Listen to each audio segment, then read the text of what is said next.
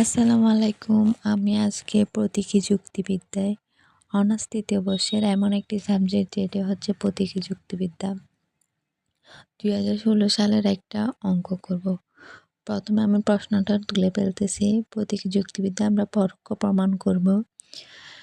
Bracket D by E implies F implies G। তারপর ২ নম্বরে আছে G negation G by S implies D dot F। তো আমাদের এখানে এগুলো করার জন্য কিছু সূত্র জানতে হবে। তো সুতরাং জি এটা হচ্ছে আমাদের সিদ্ধান্ত। তো আমরা একটা নেগেশন জি লিখছি ৩ নম্বর লাইনে, ওইটা হচ্ছে যে পরোক্ষ প্রমাণ।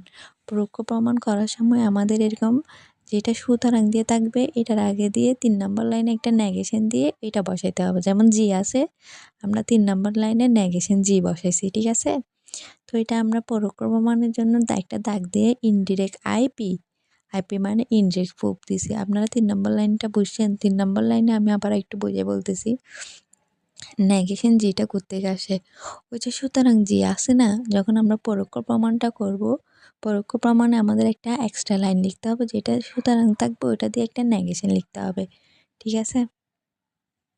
আমরা ৪ নম্বর লাইনে আসি, নেগেশন জি বেল এস। আমরা ৩ নম্বর লাইনটাকে আমরা ৪ নম্বর লাইনে একটা সূত্র প্রয়োগ করছি, যেটার নাম হচ্ছে অ্যাডিশনাল অ্যাড। ৩ নম্বর জি দিয়ে অ্যাড দিছি, কারণ আমরা নেগেশন জিটার পাশে আরেকটা শব্দ আনবো এক্সট্রা, যার কারণে বেল এস দিয়ে ৪ নম্বরটা লাইন লিখছি।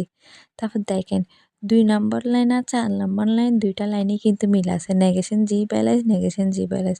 তো এই দুইটা মিল থাকার কারণে আমরা ডি ডট এফ ফার্স্ট নম্বর লাইনে দিছি। বুঝছেন আপনারা বিষয়টা?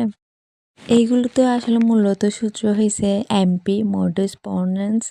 তারপর ডি ডট এফ থেকে ডি আসছে ৬ নম্বর লাইনে, ডি হচ্ছে সিম্পলিফিকেশন।